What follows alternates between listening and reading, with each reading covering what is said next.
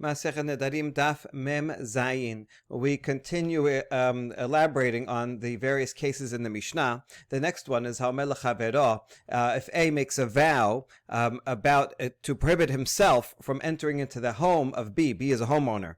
Well, we saw it depends on what language he uses, will have a different effect. If he says your house is prohibited from me, from entering for me, then if B dies or sells his house, then A is permitted, because A only said that your house is prohibited to me, but if it's not owned anymore by B, then it's permitted.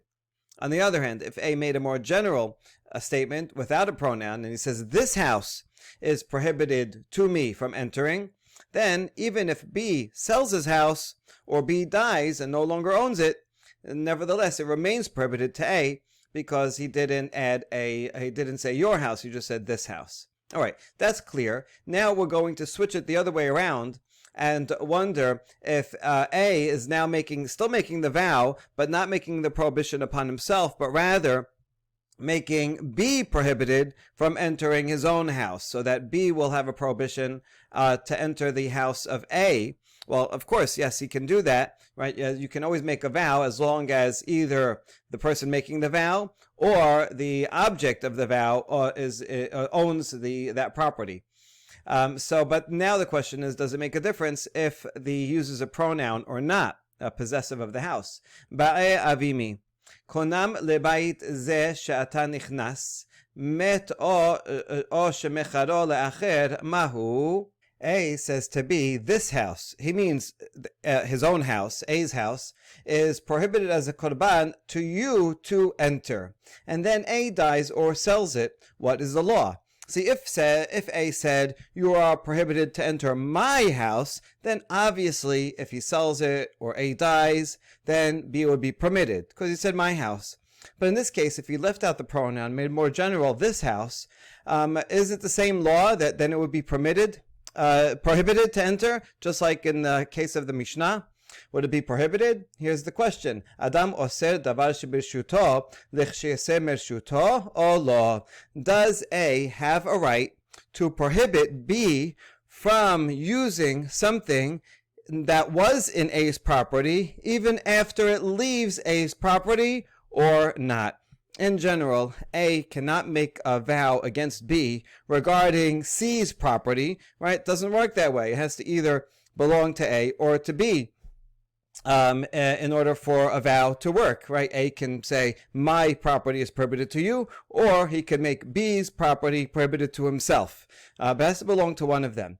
The question here is that since A does own it now, and he says the more general formula, this house that he currently owns is prohibited to you, B, and so maybe you would say, even after he sells it and no longer belongs to him, the vow continues, just like in the case of the Mishnah, or maybe not. Maybe in this case, when he says, because he's making a vow that will apply to B. See, in the case of the Mishnah, he makes a vow that applies to himself. So a person can prohibit himself to enter any house, no matter who owns it. A person can always make a prohibition upon himself. Therefore, it makes sense that if a person A says, I am prohibited to this house, it won't matter who owns it.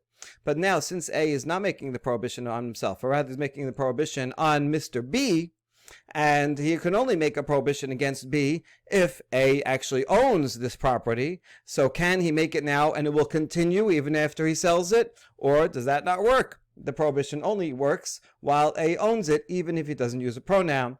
That is the question of Abimi, and Rava answers. Amar Rava Tashema Haomer libno kunam she'iyata neheneli umet yirashenu. There's a Mishnah that we actually already saw on Daf Membet, quote cited and discussed in a similar way. If a person tells his son, it will be prohibited as a korban that you may not benefit from me. The father disinherits his son, you cannot have any benefit from me. But then the father dies. Nevertheless, the son will inherit the father, because the father can only do that while he's alive. While he's alive, he can say, this stuff that I own, you cannot benefit from. After the father dies, he doesn't own it anymore, and then the son is permitted to inherit and use that inheritance. However, if the father says while he's alive, bechayav ubemoto, the father says, you may not benefit from my property, not only while I'm alive, but even after I die. He says that while he's alive, and then dies, umet, lo yirashenu, then the son cannot inherit him. What we see from here, shema mina adam oser davar shebishuto lichshese mershuto shema minaha. We actually do answer the question, and this shows that as long as when the father's alive, he says, my property is prohibited to you, son, now and after my death, and then he dies, even though he doesn't own it anymore, it is possible to make a prohibition against someone else, even after the person who made the vow does not own it anymore. And so, yes, the answer is he can, and therefore the case of the Mishnah and the case that we're asking about are in fact parallel. If you use a pronoun, your house, or in the case of the Avimi's question, my house, then it will only apply when that person owns the house. But if a person uses a general formula, this house, then the prohibition continues whether the vow is made by A upon B, or the other way around. All right, this is interesting because on Daf Mem Bet we did not conclude this way. We cited this, but then we rejected this proof. So it's interesting that these two sugyot conflict with each other, and brings up larger questions of is the editor of this sugya, this perek, the same as the editor there? Which one came first? Did each one know about the other? But come to a different conclusion. For what reason? But those are bigger questions that we can't get into now. Tenan hatam. And now, along the same lines, we're quoting a Mishnah that's later on in Masechet Nedarim that teaches Kunam perot ha'elo alai, kunam hen alpi, kunam hen lefi. Someone says any of these three formulas, this produce is like a korban upon me, or this produce is prohibited on my mouth, or for my mouth. Any of those, asur, not only is that fruit prohibited, bechilufehen ubegidulehen, also their replacements and anything that grows from them. Replacements means if I have this basket of apples, and then I take this apple and I trade it with someone else for oranges, or I trade it for money, then the other replacement is also prohibited. Because it's not only that I say that this is prohibited, I'm not going to eat these apples, I'm not going to benefit from these apples, and therefore by selling them or replacing them, that benefit would still continue in the replacement, and those are also prohibited. Not only that, if I plant the apple and it grows a tree and has more apples, those apples are also prohibited because they are outgrowths, literally, of the prohibited apple. And so all outgrowths are also prohibited. Good. That's the Mishnah. And now here's the question. Rami bar Chama. Amar kunam perot ha'elu al peloni, mahu bechilufehen. This Mishnah only talked about when one makes a vow upon oneself. But what about if A makes a vow about B and says, hey, B, this fruit that I own here is prohibited to you. What about the replacement of that fruit? Would that also continue to be prohibited? Right? Can A apply such a prohibition against B that it will apply even to something that he replaces that fruit with? Those apples, if he trades it with oranges? On the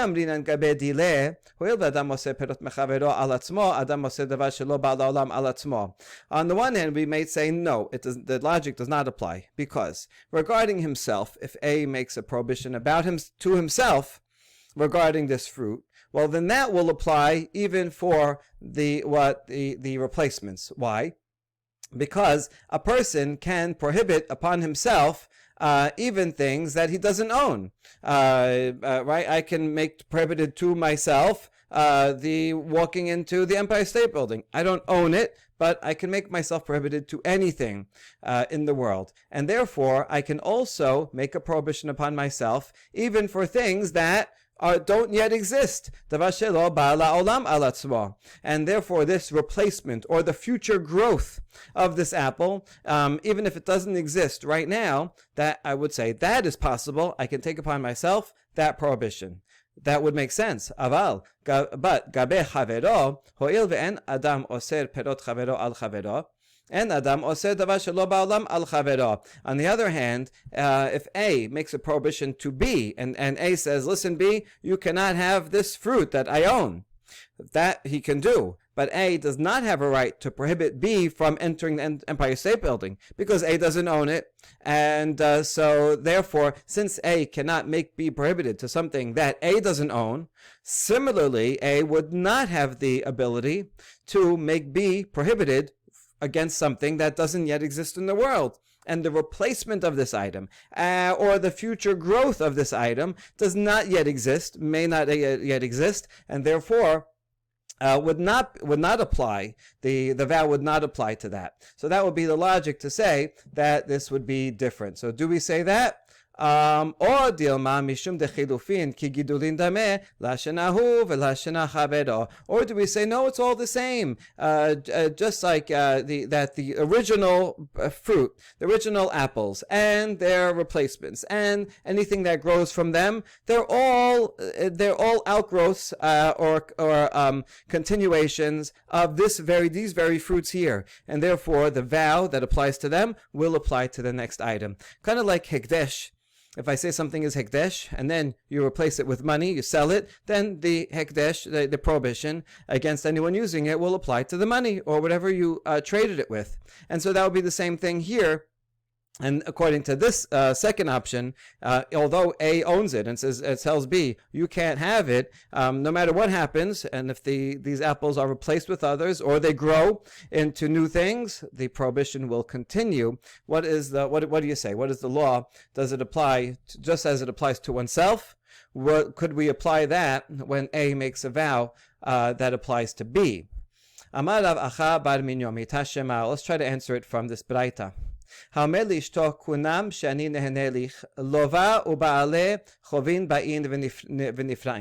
Braita teaches that if a man tells his wife, you are prohibited as a korban is any benefit that I'm going to give to you. So now the wife can have no benefit from the husband. Now this is a problem because she's relying on her husband for food, clothing, shelter, everything.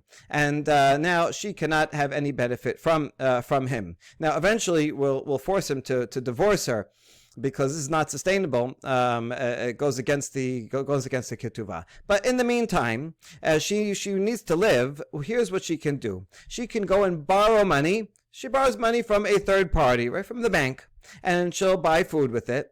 And then, and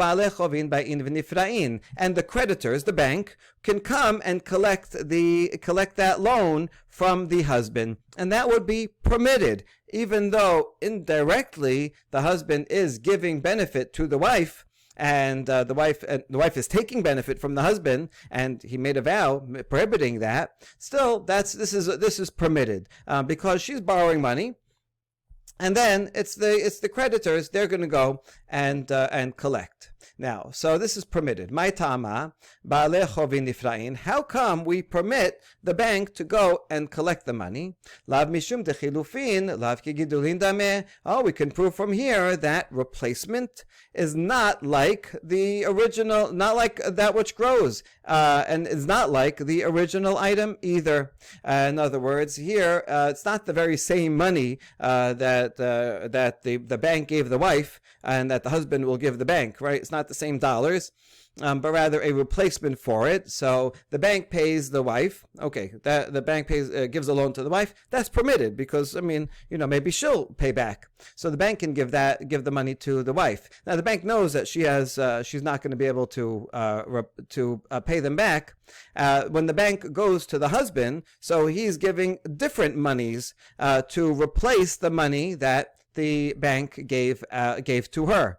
And it is permitted. So what we can see from here is that when A makes a vow that B can have no benefit, as in this case, the husband is making a prohibition against the wife, even though he cannot give her anything directly, that would be benefiting to her, giving her benefit. But as long as it's a different item, the one that he gives, money that he gives to the bank is different from what the bank gives her.